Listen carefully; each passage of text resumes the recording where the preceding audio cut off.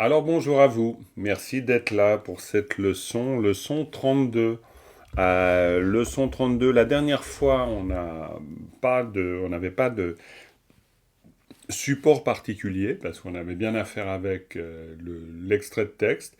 En préparant cette leçon, je me suis dit, ben tiens, là du coup on a de nouveau un sacré extrait de texte. Parce que, bon, ben voilà, je vous le présenterai un peu et je vous dirai pourquoi il est assez conséquent. Mais on va commencer d'abord par une prise de refus, bien sûr. Sangye chue tang tsoge cho nam la chang chum parato dani kyab suich dagi jin tsoge pe sunam ki drola pinchir sangye drum parai sho. Voilà. Donc, ce fameux extrait, quoi, fameux, cet extrait de texte que vous avez dans ce support, je disais assez conséquent. D'ailleurs, du coup, c'est peut-être pas la leçon 32 en termes de leçon vraiment. C'est à mon avis, j'ai dû me tromper. Ça doit être la 34 parce que j'ai bêtement, ouais, je crois. Bon, ouais, c'est des erreurs que je fais assez souvent. Et coucou Géraldine, qui nous rejoint. Bon, c'est pas grave, quoi. Non, c'est parce que je confonds toujours les numéros de support et les leçons. Il faudrait vraiment que je distingue, il faudrait carrément que j'appelle ça support 1, support 2, support 3, et puis les leçons pour avoir le nombre de leçons. Bon, c'est égal. Quoi qu'il en soit, dans l'extrait, qui suit celui que nous avons étudié la dernière fois, excusez-moi, comme je vous l'indique, le sutra fait suite à la réponse donnée à la question précédente, donc il y avait une question précédemment, qui se demandait comment doit-on considérer la production interdépendante ou la coproduction conditionnée. C'est-à-dire, ça veut dire quoi finalement, en gros, comment on comprend ça. Et partant de l'affirmation que comprendre ou voir ce qu'est la production interdépendante, c'est voir le réel, là dans cet extrait, eh bien, on définit ce qu'est le réel. Qu'est-ce qu'on entend par ce réel? Alors ça, c'est quand même une petite explication importante parce que le sutra est vraiment construit, vous l'avez vu, on se pose la question de qu'est-ce que le Dharma, on se pose la question de qu'est-ce que le Bouddha, on se pose la question de qu'est-ce que la coproduction conditionnée, et en fait, ce qu'on est en train de dire, parce que à l'origine de cette affaire, il y a vraiment une pousse de riz, tout simplement. Et si on reprend le début du sutra, et c'est pour ça qu'il est tout à fait étonnant, ce sutra, parce que en fait, le Bouddha, je vous rappelle de ce qu'il nous est dit au début du sutra, il nous dit, mais si en voyant la pousse de riz, on comprend le sens de la pousse de riz, ben on a tout vu. C'est-à-dire on a compris les phénomènes, puis du coup, ben on a compris le dharma, et du coup on a compris ce qu'est le tathagata. Et c'est pour ça que, bon, bah, pour l'instant, on fait que de la grammaire et de l'analyse, mais le sutra est tout à fait remarquable, hein, et ça vaut vraiment la peine d'en savoir plus sur ce sutra. Parce que, ben, du coup, ça veut dire qu'à travers un détail aussi insignifiant qu'une pousse de riz, pour nous, ça peut encore être exotique, mais imaginez le Bouddha à l'époque. Je veux dire, des pousses de riz, il y en avait de tous les côtés des pousses de riz. Donc tout à coup, c'est un peu comme si, voilà, on se balade dans un champ de pâquerettes qui pour nous est tout à fait ordinaire, et c'est vraiment la petite fleur des champs, puis qu'on dit, bah tiens, voilà, tu vois, là, cette pâquerette, bah, si tu as compris le sens de la pâquerette, tu as compris le sens de toute chose. À la fois le sens du dharma, et même tu comprends ce qu'est le tathagata. Voilà. Je vous dis ça parce que sinon, pousse de riz, ça reste un peu exotique pour nous, finalement. Mais non, ce qu'il est en train de dire, c'est que à travers ça, on voit vraiment le réel. C'est pour ça que ici, cet extrait va définir ce qu'est le réel. Qu'est-ce qu'on voit quand on regarde la coproduction conditionnée? On voit ce que sont les phénomènes. Et quand on voit ces phénomènes, qu'est-ce qu'on voit de ces phénomènes? Et donc l'extrait qu'on a ici nous exprime ça. Alors vous voyez que dans la traduction, c'est toujours la traduction de Philippe Cornu, j'ai fait bien sûr exprès de vous mettre à côté chaque fois le tibétain. Donc ça veut dire que quand vous le lisez, eh ben, en même temps, vous avez la possibilité de invariable, takpa, inanimé, somepa, etc. Ça vous aide, non pas, encore une fois, la traduction est une possibilité, il peut y en avoir d'autres, mais ça peut éventuellement amener des petites clés. Alors que le vocabulaire, c'est plus technique, je reprends les mots, etc. Je vous les présente d'une autre manière. Là, on est vraiment dans les petits trous du vélo pour nous montrer comment, ou à peu près ce que peut vouloir dire cet extrait. Après, on est forcément dans l'analyse et la structure.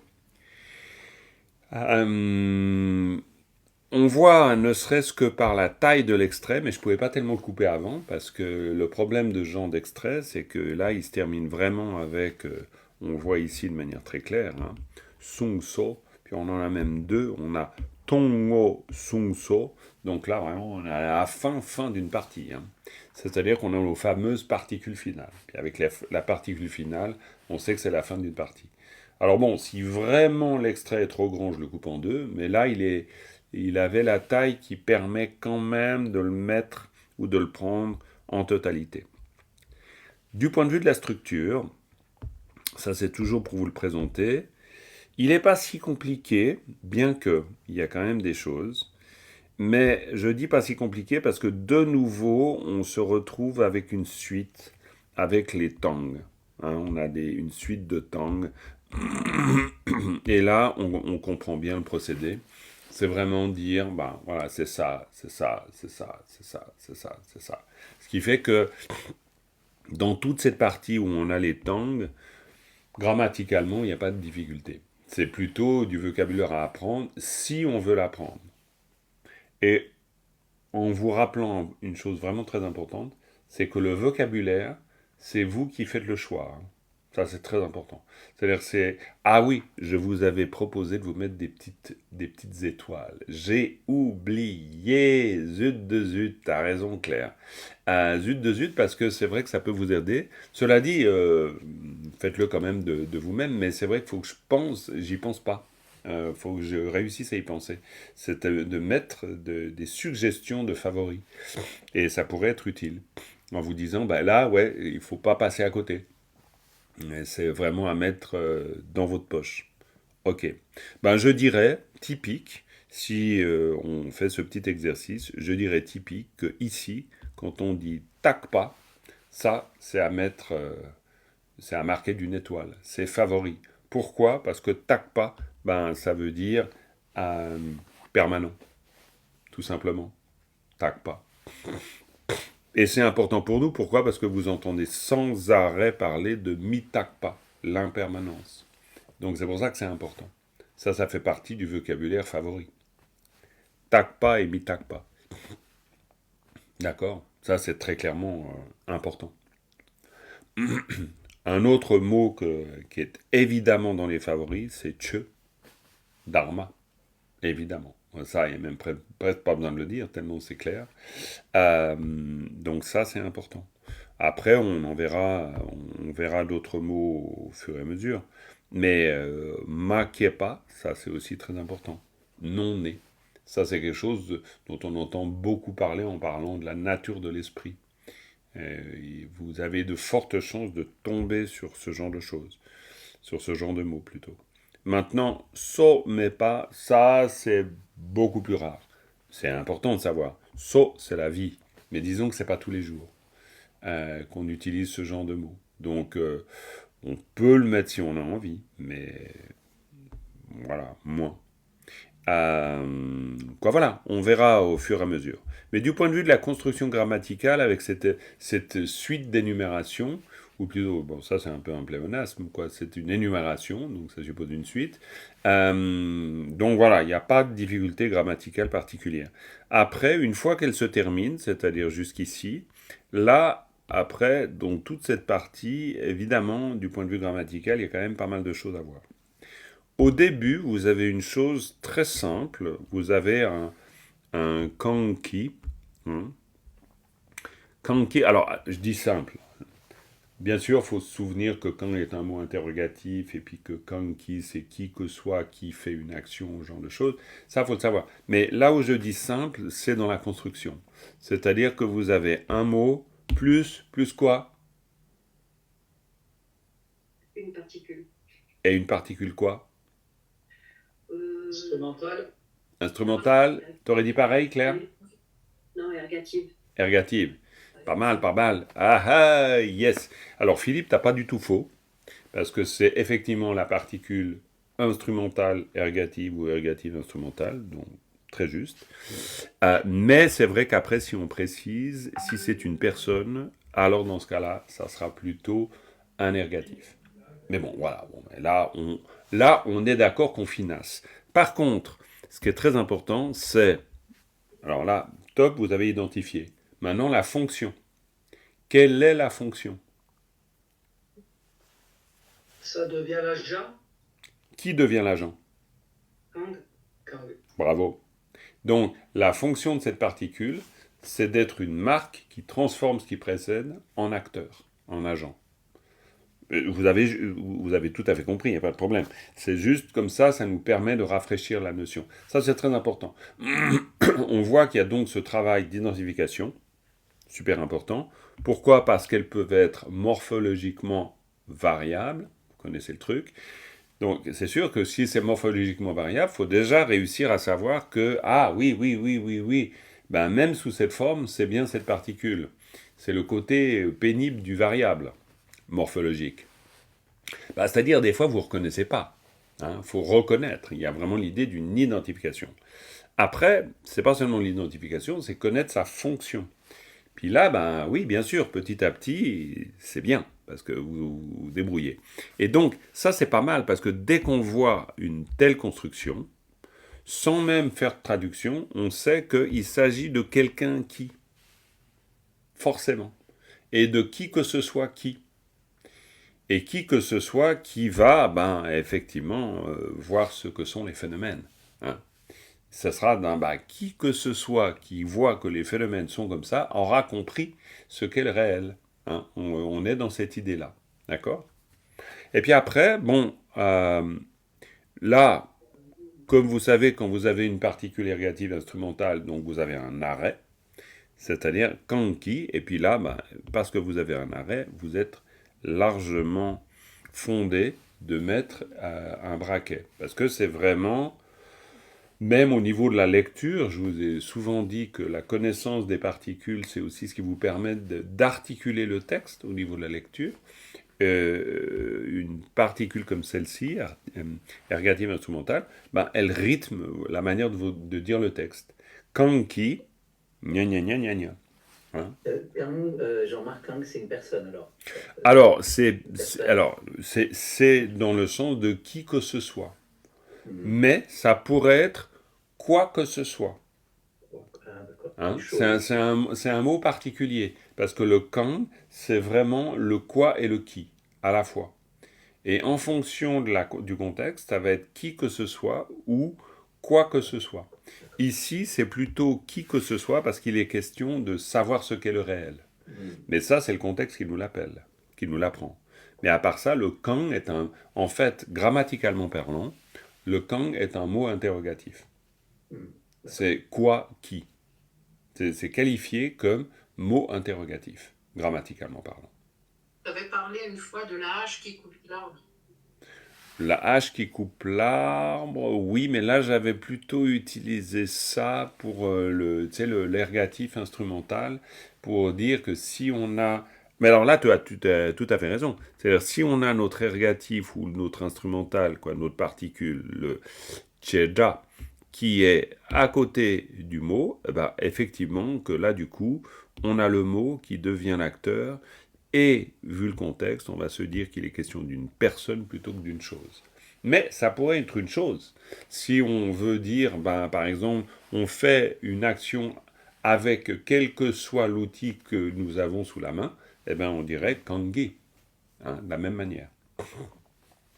Mais pour nous, sans compliquer les choses, quand on doit se souvenir que c'est un mot interrogatif, bon, plus ou moins, si on l'oublie, on a le vocabulaire, et puis, voilà, et puis après... On pourrait dire, Jean-Marc, qui que ce soit qui s'interroge, quoi, en fait. Exactement, c'est exactement ça le sens, d'ailleurs.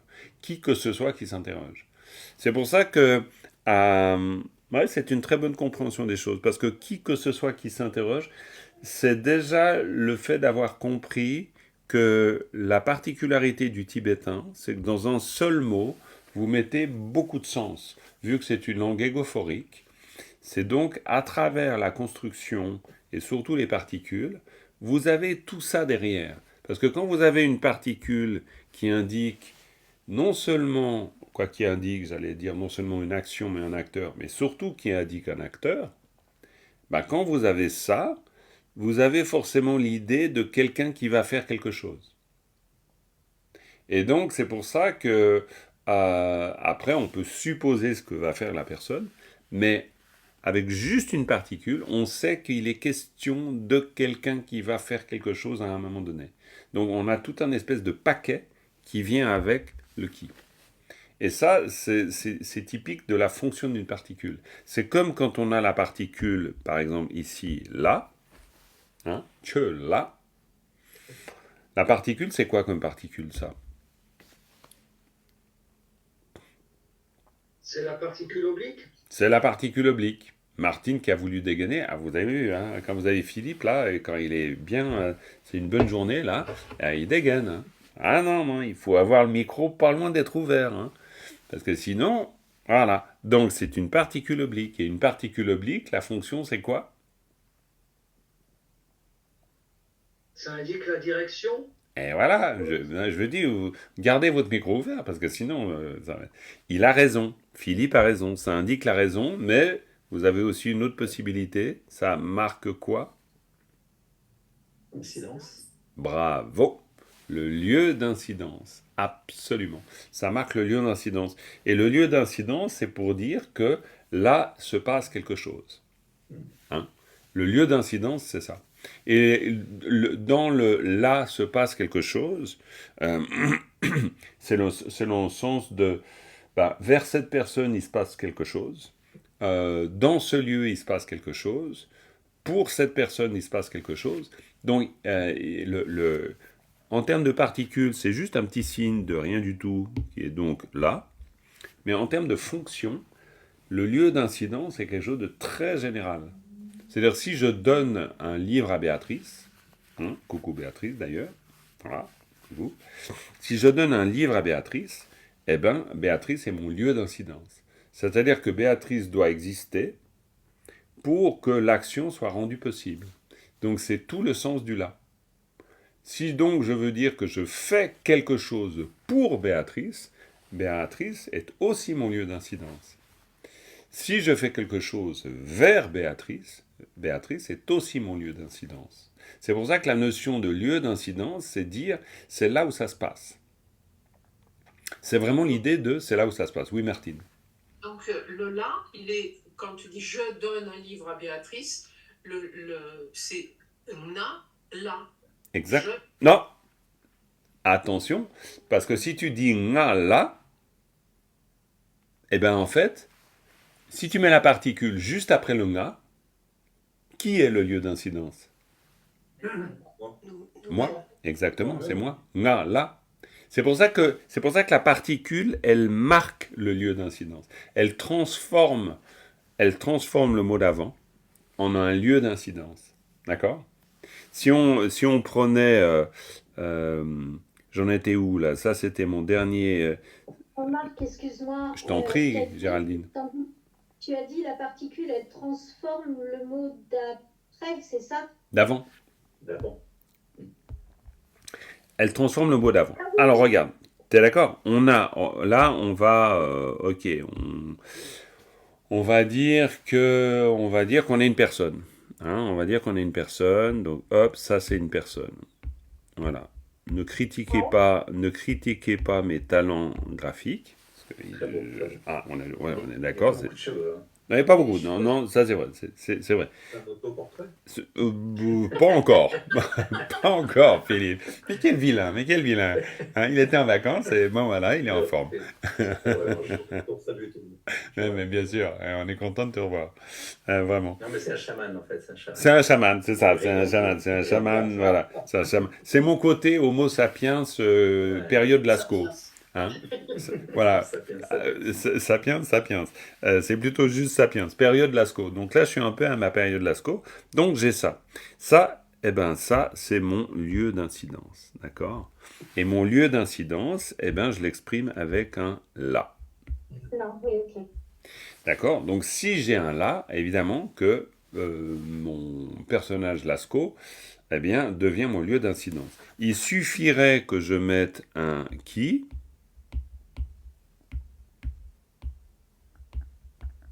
d'accord? Autre possibilité, évidemment, pour que tout à coup, eh bien, mon lieu d'incidence, hein, je vais le mettre ça comme ça, mon lieu d'incidence, eh bien voilà. Là, c'est plus du tout mon lieu d'incidence. C'est-à-dire que là, en fait, ça devient, et si je fais ça comme ça, on pourrait dire que là, on a la flèche qui part dans ce sens, d'accord? Et puis là, on a la flèche qui part dans ce sens. D'accord? Donc en fait, ça, c'est la grosse différence entre les deux. Et pour ça, pour exprimer ça, ben voilà, vous avez une particule. Donc vous imaginez que si vous vous plantez de particules, ben c'est complètement autre chose. Parce que soit vous avez votre personnage qui est celui qui reçoit la pomme ou celui qui la donne. Donc c'est pas du tout la même chose.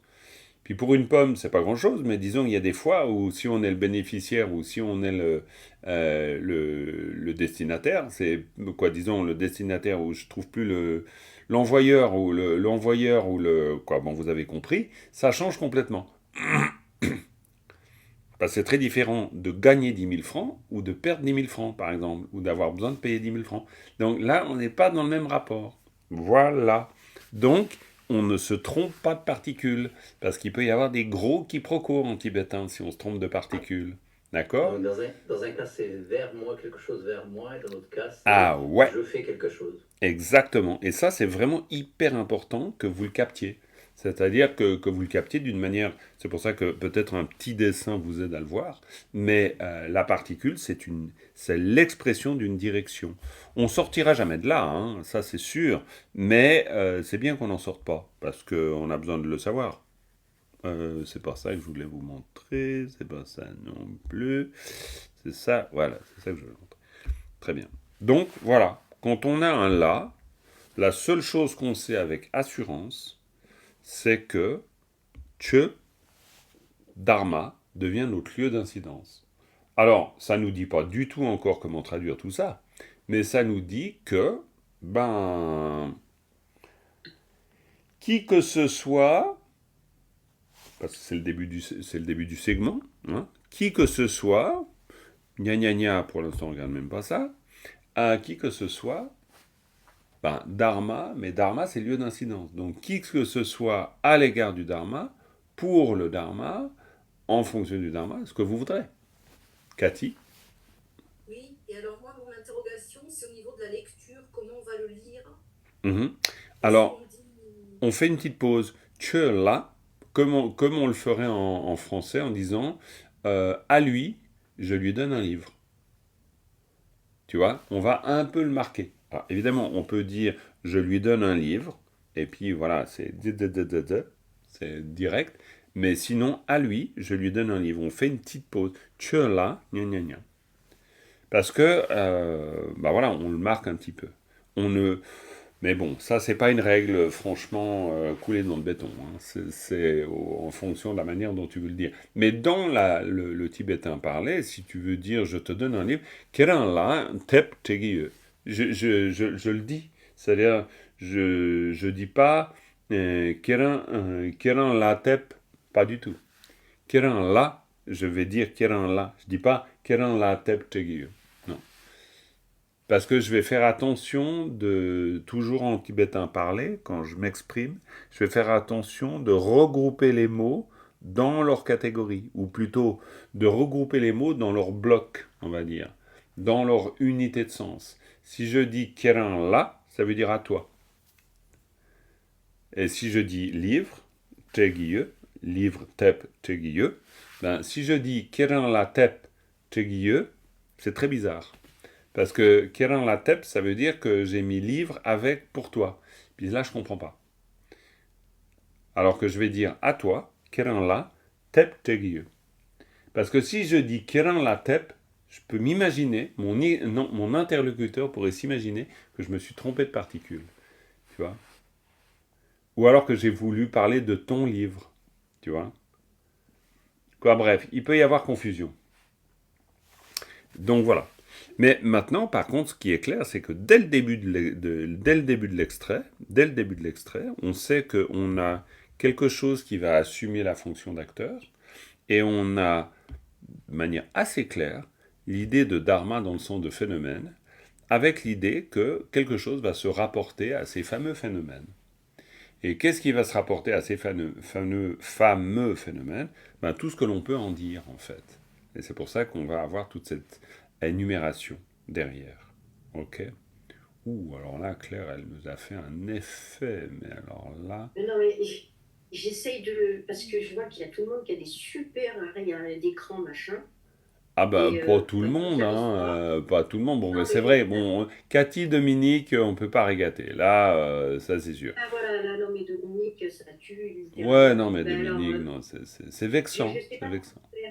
comment faire. Alors, en fait, comment faire? C'est très simple. Tu as ta petite vignette. Et donc, normalement, à la hauteur de ta vignette, tu as en haut à droite 3 petits points. Oui.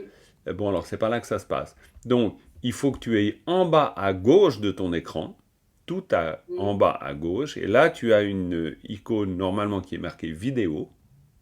Oui. Et là, tu as une petite flèche. Donc, tu as une petite flèche juste à côté de l'image vidéo, de l'image du pictogramme. Tu cliques sur la petite flèche et là, tu as choisir un fond virtuel. Et tu choisis ton fond virtuel. Très bien. Alors là, attention, on a Philippe qui nous fait le Bugs Bunny. C'est excellent. Tout le monde va s'y mettre. Ah oui, là, et Fabien, c'est les aurores boréales. Non, mais alors d'accord, on est parti là. Donc voilà. Voilà, là, c'est le début des hostilités. Voilà, c'est des festivités, mais tout. Voilà, mais ça, c'est parfait. Philippe, c'est bien. Là, ouais, là, ça, j'adore. Ça, c'est pas mal quand même.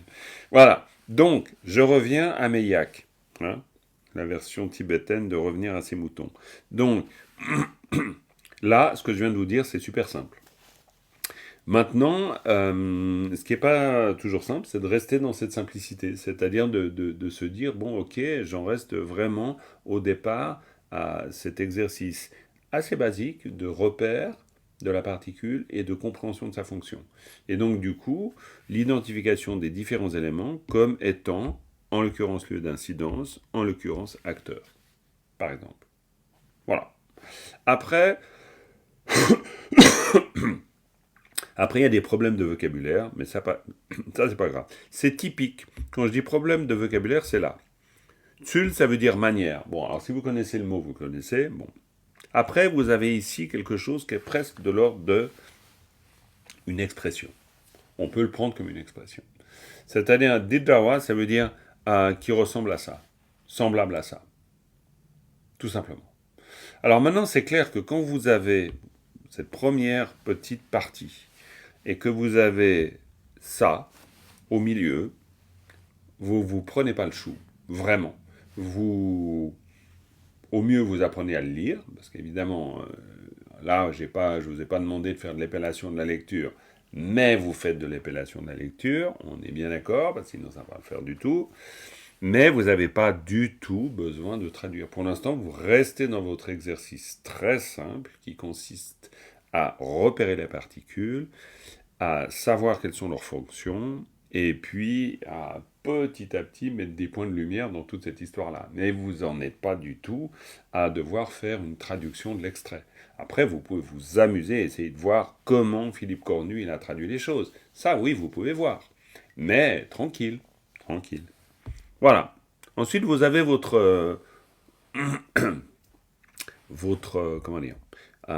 énumération. Et puis après, on arrive là. D'accord? Ça, c'est la fin de l'énumération. Donc, là, il y a des choses intéressantes. Ici, sur un élément comme celui-là, vous avez une particule. Cette particule, je vous ai parlé avant des particules morphologiquement variables. En voilà une. Donc, celle-ci, elle est associée à quelle particule? La donne. Ou là. Bravo. La donne, là, impeccable. Donc, c'est une des formes de la. Ça va? Vous suivez?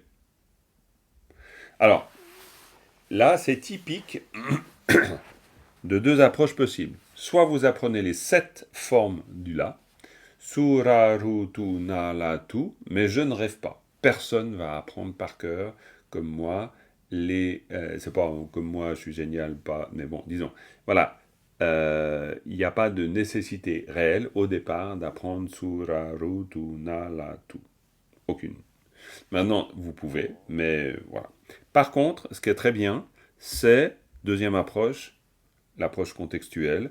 Vous voyez un rat, et vous le voyez souvent, ce rat, et donc vous vous dites, ah ouais, c'est vrai, c'est un laton, et puis vous faites l'exercice de chaque fois, alors que vous le voyez, d'en profiter pour faire ce petit rappel en vous. Plutôt que de volontairement l'apprendre par cœur, chaque fois, vous vous dites, c'est quoi? Ah oui, c'est un la. Tout simplement. Il n'y a pas besoin pour l'instant de connaître la règle. Pourquoi dans ce cas-là on met un ra et pourquoi pas on met un la, etc. Oui, bien sûr, les explications existent, mais je crois qu'il faut faire un peu l'économie de certaines explications à des moments. Par contre, vous avez la nampareshiwa. Et si vous regardez dans le vocabulaire, nampareshiwa, alors est-ce que je l'ai mis comme ça ou pas, je ne sais pas. Mais nampareshiwa, ça veut dire parfaitement pacifié. Hein, ou totalement pacifié. Nampareshiwa. Pourquoi? Parce que le ra, en tant que particule, mais franchement, vous avez encore une fois pas besoin de savoir vraiment pourquoi. Mais la seule chose que vous pouvez constater, parce que c'est ça l'avantage d'une approche contextuelle, c'est que vous faites des constats. Vous faites le constat que plus d'une fois, vous allez trouver un ra au milieu comme ça d'un mot. Numparto, nampareshiwa, etc. Et qu'en fait, à force de faire ce constat, que souvent on le retrouve au milieu, bah, vous allez vous dire, tiens, bon, bah voilà, c'est comme ça. Et puis, ensuite, moi, je peux juste vous donner l'explication comme quoi la particule oblique, donc sous sa forme de ra, elle vous permet de créer ce qu'on appelle des synthèmes ou syntagmes, c'est-à-dire des groupes de mots, tout simplement. Et dans le cas d'un groupe de mots verbal, syntagme verbal, eh bien, vous intercalez la particule entre quelque chose et le verbe. Le verbe ici signifie pacifier, là ça signifie totalement ou en totalité, donc vous avez totalement pacifié. Tout simplement. Mais c'est une particule qui agglomère. C'est une particule qui agglomère. Exactement, c'est une particule qui agglomère. Mais c'est pas comme un tang, quoi. Non, pas du tout. Elle est vraiment, c'est comme si tu veux dire, par exemple, c'est collé. C'est pour ça que, par exemple, même en français, tu pourrais, si tu dirais, je réalise manifestement, hein, comme ici, non parto, je réalise manifestement que ceci est cela. D'accord? Non parto. Hein? Typique. Donc, réaliser manifestement. Quand tu dis en français réaliser manifestement, tu n'utilises pas un « et ». Tu dis pas réaliser et manifestement. Tu dis réaliser manifestement. Qu'est-ce que ça veut dire? Ça veut dire que tu réalises en faisant quelque chose. C'est-à-dire tu réalises en totalité. Tu réalises en manifestation. Tu réalises en... etc. C'est-à-dire qu'avec totalité... ou pleinement. Je réalise pleinement. Je réalise parfaitement. Je réalise complètement. Tout ce qui sont des adverbes, en fait, vont être rendus possibles par la particule. C'est pour ça que c'est une particule très importante pour créer ce genre de situation où il y a un verbe et un adverbe. Réaliser, oui. Est-ce qu'on peut dire aussi que dans ce cas-là aussi ça indiquerait la direction, par exemple apaiser dans la direction de totalement? Ouais, on peut. À l'origine, de toute façon, c'est ça. À l'origine, on pourrait même dire apaiser en totalité. Hein? Donc, quand on dit, par exemple, apaiser complètement, c'est apaiser en totalité. Apaiser, alors en, dans le sens de, tu vois, ce côté français en disant, je réalise en état de stupeur, par exemple, hein, en. pour dire dans un état particulier. On qualifie la manière dont on fait l'action verbale. Si notre action verbale, c'est de comprendre, ben on va dire on comprend en totale clarté. Je comprends clairement. D'accord ? En clarté. Je comprends en clarté. Je comprends en vérité. Je parle en vérité. Tu vois ? Le en, chez nous, dans notre langue, ça peut nous faire penser à ça. C'est pour ça que ça reste une particule oblique qui marque le lieu d'incidence, en fait. Simplement, son usage est un usage plus spécifique. C'est pour ça qu'en général, ce que j'essaye de faire dans le vocabulaire, j'espère avoir mis le mot en lui-même, c'est que dans l'analyse, je vous le mets comme ça pour... Rappelez-vous, l'analyse, c'est une manière de mettre l'accent sur des choses. Mais ça ne veut pas dire que au moment où vous apprenez votre mot de vocabulaire, vous devez apprendre nampa et puis shiwa. Vous pouvez, mais c'est aussi bien de savoir nampara shiwa et de le prendre dans son bloc. C'est pour ça que vous avez toujours la marque des braquets au début et à la fin. Parce que souvent, ça vous indique aussi un mot et un groupe de mots. Et le groupe de mots, c'est apprendre en soi. C'est comme quand vous dites Namju Baptang. Namju Baptang, c'est l'aéroport. Ben, Nam, ça veut dire quelque chose, Ju, ça veut dire quelque chose, Bap, ça veut dire quelque chose, Tang, ça veut dire quelque chose. Mais quand vous dites Namju Baptang, ben, ça devient une idée. Donc, de la même manière, Nampare Shiwa, totalement pacifié. D'accord ? D'ailleurs, ici, il va nous le dire ici, Nampare Shiwa, totalement apaisé. Non, on a totalement apaisé ici. Et si c'était séparé, c'est-à-dire sans le ra, sans le pa, Alors tu peux. ça serait totalement d'un côté, apaisé de l'autre côté. Ouais, c'est ça. Mais du coup, ben, évidemment que on n'est plus du tout dans la même construction. Parce que dans ce cas, nampa voudrait dire aspect. Aspect. D'accord.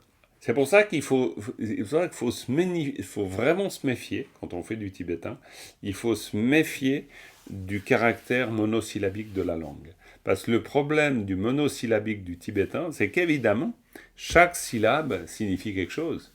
Simplement, des fois, ça vous met dans les cul-de-sac. Parce que si vous prenez votre dictionnaire, et puis que vous regardez nampa, ben vous allez voir, je vous le montre. On prend comme ça, on va hop sur un dictionnaire, vous prenez, non pas celui-là, un autre, vous prenez celui-là, et puis vous faites nampa. Ra, na, ta, na, ma, nampa. Hop, vous avez nampa. Alors déjà, vous en avez une tartine, on est bien d'accord, hein, nampa. Et vous lisez, le nom a le sens général d'une surface d'apparence ou de quelque chose en contraste avec la chose elle-même, c'est-à-dire d'un aspect. Hein, c'est une apparence, un aspect. Ok, très bien, sans aller plus loin dans la définition. Style, apparence, manière, bon, bref. Vous avez ça. Bah, c'est clair que si vous faites de l'étymologie, vous allez vous dire, bah, ok, oui, très bien, mais ça a à voir avec quoi ? Avec pacifié.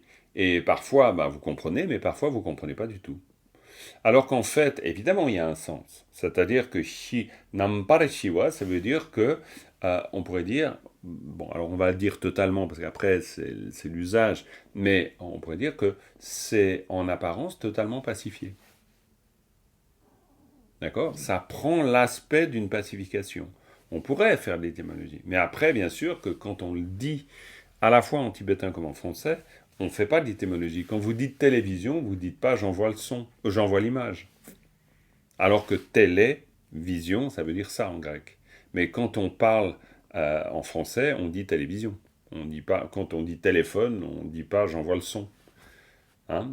Tu peux m'envoyer le son. Bon, maintenant on dit on s'envoie un vocal. Donc on n'est pas loin du sens, on revient au sens étymologique de téléphone. Mais bon, disons que ça c'est une autre discussion. Mais voilà. Donc on dit téléphone. C'est-à-dire qu'on associe un groupe de mots, et donc un sens étymologique, à une fonction, à quelque chose, quoi, à un sens en tout cas. Donc là c'est pareil.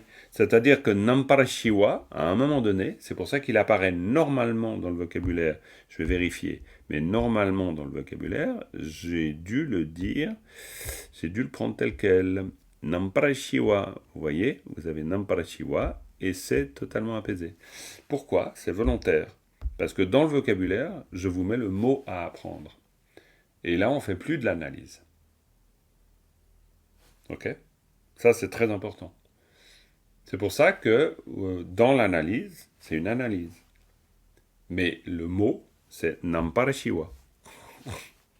C'est comme le mot, vous apprenez le français à un japonais, vous lui dites téléphone.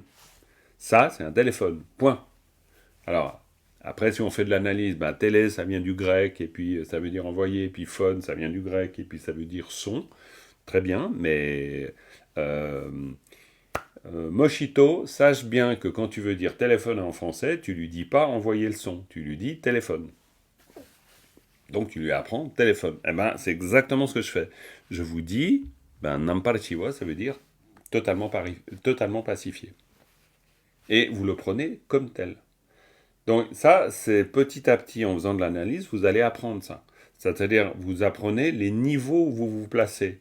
Dans une analyse de texte, évidemment, vous êtes dans le niveau, on va dire, la trame, quoi. Vous regardez vraiment comment on tisse les trucs. Oui, Claire. Donc, même si on apprend le mot dans son entièreté, Oui. le bloc, à l'intérieur du mot, il y a néanmoins quand même une particule. Toujours. Quoi, toujours. En l'occurrence, oui. Tout à fait. D'accord. Ouais. Non, mais c'est très important ce que tu soulignes. C'est une prise de conscience importante. Moi, un mot, c'est un mot. Et j'aurais pas forcément pensé, en fait, à aller chercher une particule à l'intérieur du mot, alors que si, c'est possible. C'est tout à fait possible. D'accord, ok. Mais, attention, c'est possible avec certaines particules. Toutes ne peuvent pas du tout remplir cette fonction de colle. Non, Agigui, par exemple, lui, c'est pas possible. Impossible. Il Impossible. y a Agiguki, Impossible. Impossible. Ça, c'est la prérogative du Ra. Ouais. C'est la prérogative du Ra qui a le pouvoir de créer des groupes de mots. Mais c'est pour ça que, si tu veux, on pourrait dire que l'information théorique, c'est ça, hyper simplifié, hein, mais le Ra a le pouvoir de créer des groupes de mots. Voilà, ça c'est l'information théorique simplifiée. Maintenant, vous avez entendu, mais vous pouvez, d'abord, c'est pas sûr que vous retiendrez, mais ensuite, ce que vous pouvez retenir, c'est de dire, vous oubliez la théorie, vous apprenez juste à vous... Quoi, apprenez. C'est-à-dire, s'il s'agit de souvenir quelque chose, c'est que Namparashiwa, ça veut dire totalement pacifié. Et c'est mieux de ça. C'est mieux ça que de connaître la règle, vraiment.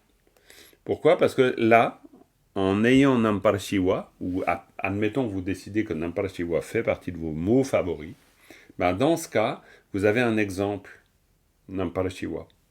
Et à travers l'expérience que vous faites de la langue, petit à petit, vous en venez à déduire un certain nombre de choses, comme tu viens de le faire. C'est-à-dire, oui, une particule peut se retrouver à l'intérieur d'un mot. Et c'est valable, enfin, question... Ah, vas-y. C'est valable que pour le Ra. C'est valable que pour le Ra. C'est valable que pour le Ra. Il ne peut pas y avoir un La, il ne peut pas y avoir un Tout, il ne peut pas y avoir un Sou. Il peut y avoir parfois un tout. Oui, il peut y avoir. Mais en tout cas, pas un La. Pas un La. Pas un La, pas un Rou. Alors après, c'est clair que si vous creusez grammaticalement, vous vous rendez compte qu'il y a certaines formes qui permettent ça et d'autres formes qui ne permettent pas ça. Voilà. Mais là, moi, je vous le dis même pas parce que ça suffit déjà de voir le Ra, quoi. Et puis quand on en verra une autre, on se dira, oui, c'est comme le Ra. Puis quand je vous dirai comme le Ra, vous direz, ah oui, comme le truc qu'il m'a raconté. Et puis, j'essaye de développer une méthode d'association d'idées. C'est-à-dire que vous êtes toujours dans le contexte et vous associez la connaissance à quelque chose. Donc petit à petit, vous construisez une connaissance. Plutôt que d'avoir une connaissance en silo, où vous apprenez des notions techniques, mais c'est en silo. Ce qui fait que vous n'avez pas forcément le lien entre une chose et une autre. Et donc après, en fait, c'est hyper compliqué, un apprentissage comme ça, parce qu'il faut avoir une super mémorisation, il faut bosser énormément, et je sais très bien que personne va se taper le chapitre du clair miroir sur le datif, le catif, ça n'existe pas, ça. Ça, j'ai jamais vu. Donc maintenant, cela dit, le jour où ça existe, je me dis, bon, très bien, parfait. Mais, disons, en général, c'est pas ce qui se passe. Le clair miroir, moi, je l'ai beaucoup lu, mais parce que je suis un peu un taré du tibétain quand même, hein.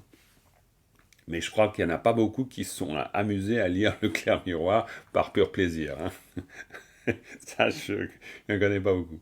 Cathy, tu voulais. Oui.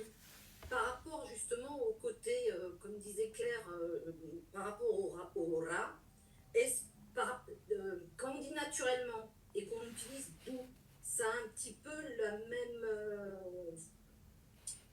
ce même côté de ça adverbialise un groupe de mots. C'est juste sur la même ligne. Oui. Et on a un d'où. Ranchin tout, Voilà. tout, attention, tout, ta chaptu tout, ta chaptu tout. Moi j'ai entendu dou, et dou c'est autre chose, dou c'est un auxiliaire verbal pour moi. Donc tout, non, mais c'est pas grave, c'est juste pour te taquiner. Ranchin tout, oui, ranchin tout, naturellement, oui, voilà. Sur la même, Exact, on est dans le même type de construction. Et c'est pour ça que là, ce que tu viens de faire, Cathy, c'est exactement ce que je cherche à vous faire faire. C'est-à-dire, tu viens de dire, ouais, mais là, ça ressemble. Parfait. Maintenant, théoriquement, il y a des petites différences, mais on s'en fout pour l'instant. Ce qui est important, c'est de travailler le repérage. Le repérage, je vais vous donner une image qui, à mon avis, est assez claire. Si vous êtes dans une forêt, avant de pouvoir faire un grand discours sur la caractéristique particulière du cerisier sauvage par rapport au cerisier domestique, avant ça, d'abord, la première des choses, c'est que vous rentrez dans une forêt et que vous devez pouvoir identifier qu'un arbre, c'est un arbre, et que ça, c'est pas un arbre, ça, c'est un ours. Et vous avez intérêt de le faire. Parce que si vous confondez, ben là, danger.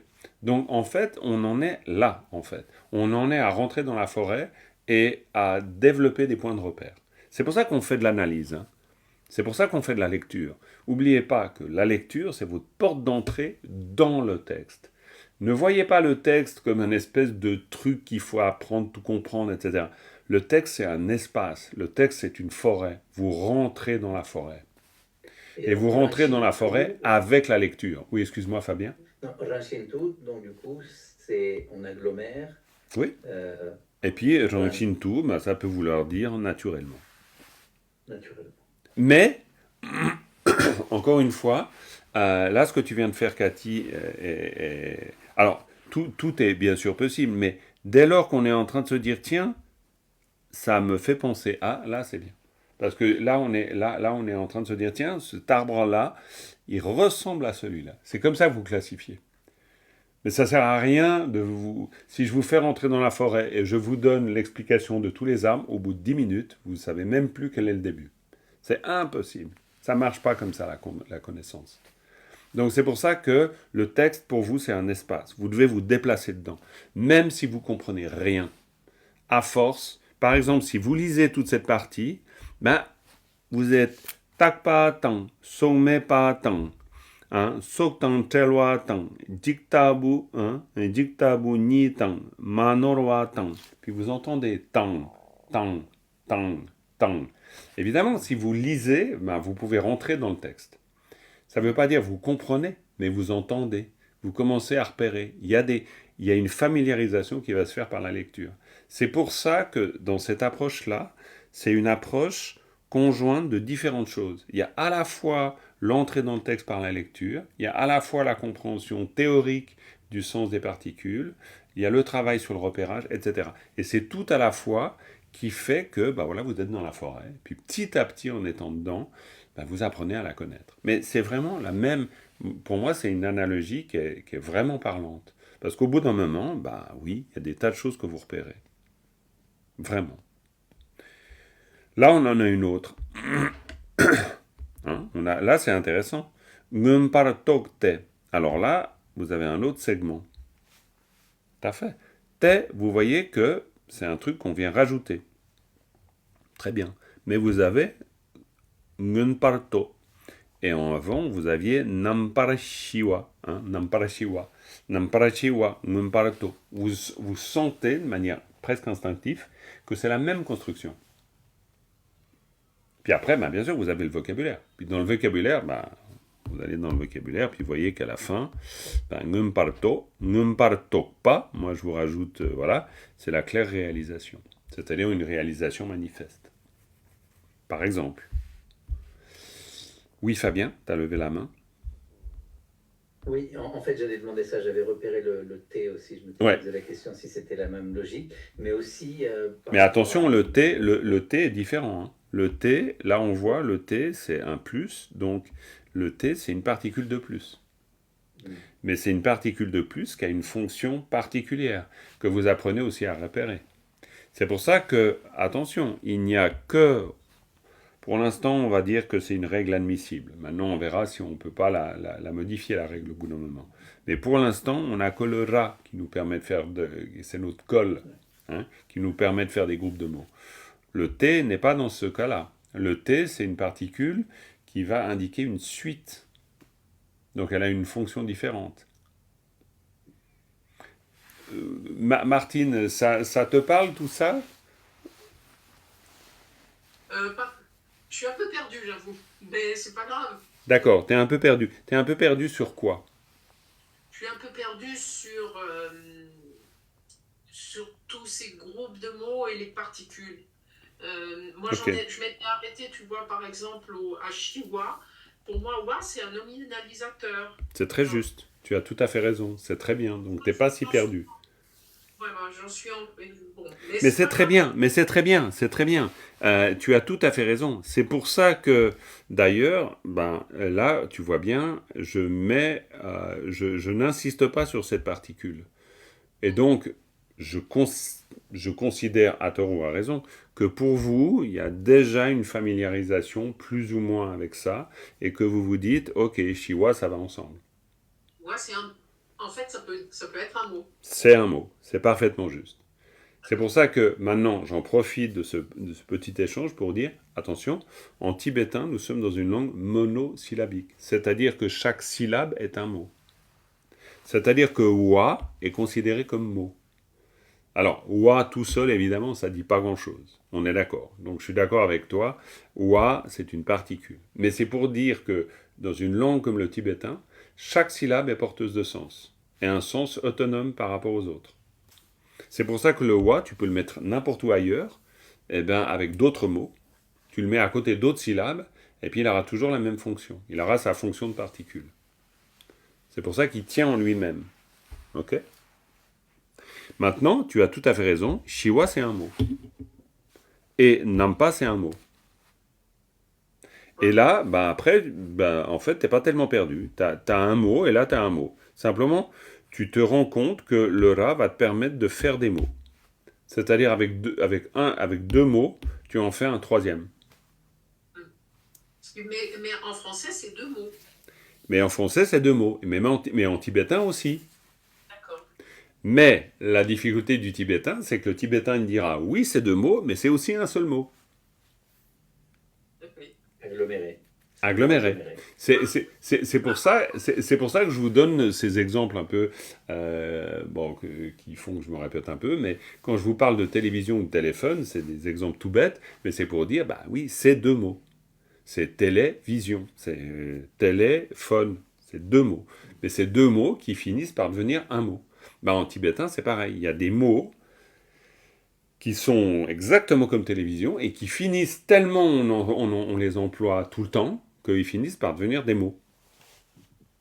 C'est-à-dire que tu as l'impression, tu oublies même que c'est deux mots. Comme quand tu dis téléphone, tu oublies complètement que c'est deux mots. Mais c'est pourtant deux mots. Ça crée un nouveau concept, en fait. Ouais, ça crée un nouveau concept. Exactement.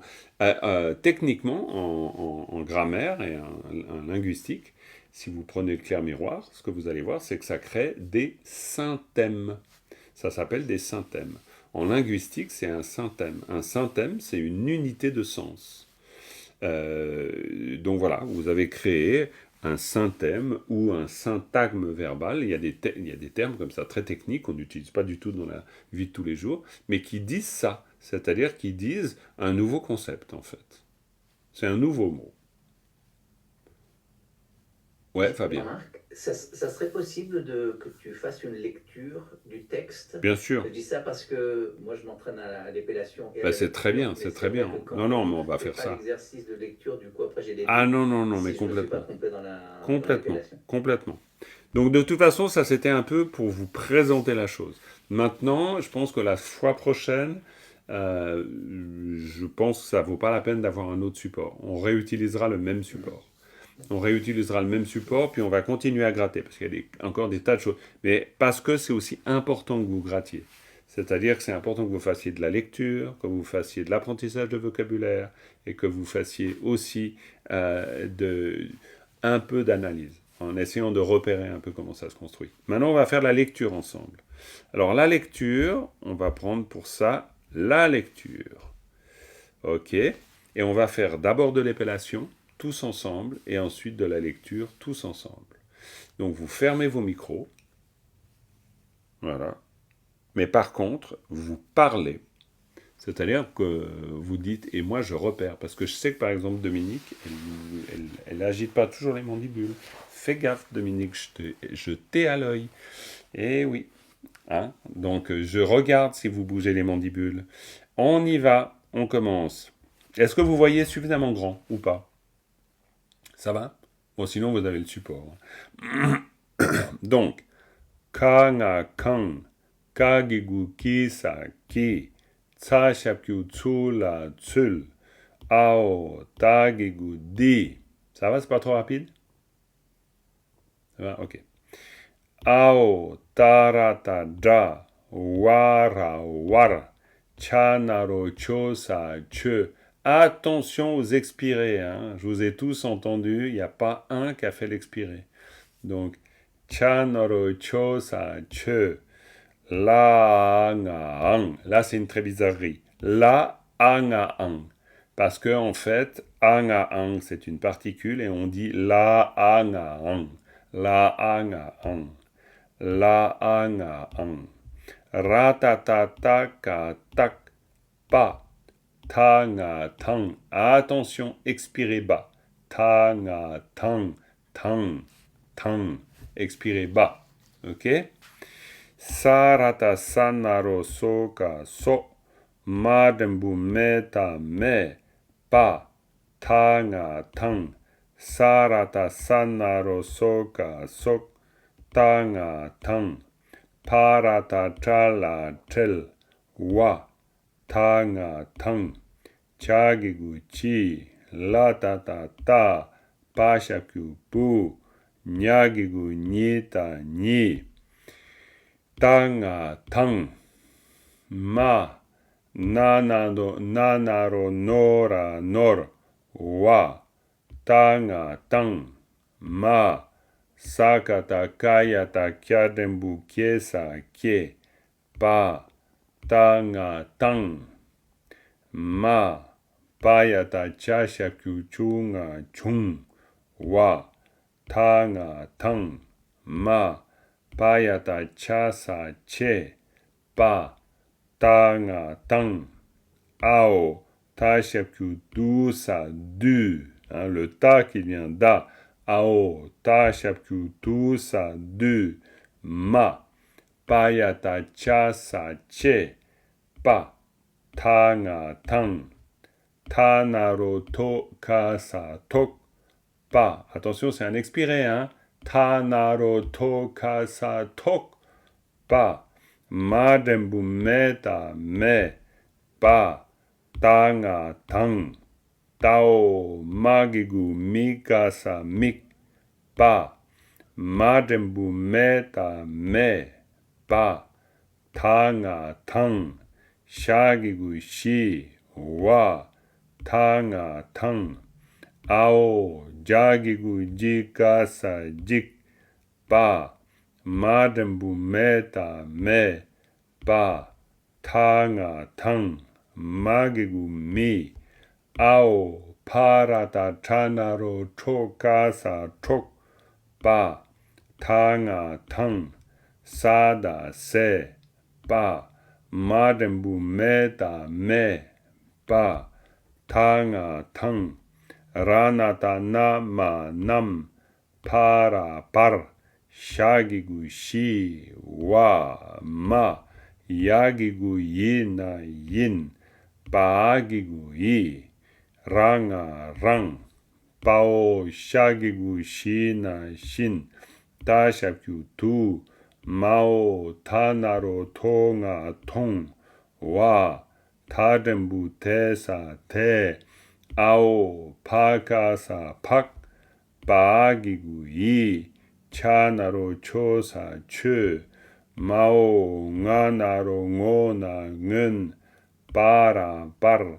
ratata tanaro tokasa tok tadembu te yanga yang taga tak baagigu yi yadembu ye shadembu shesa she tanga tang latata dana den pasa pe palata la na madembu meta me baagigu yi chanaro chosa chu kayata kyagigu ki sakata kashakyu kura kur sanga sa sang rakata gayata gyasa ge mao tanaro tonga tong nganaro ngo shadembu shesa she kao sashapyu su nga sa sung sanaro so.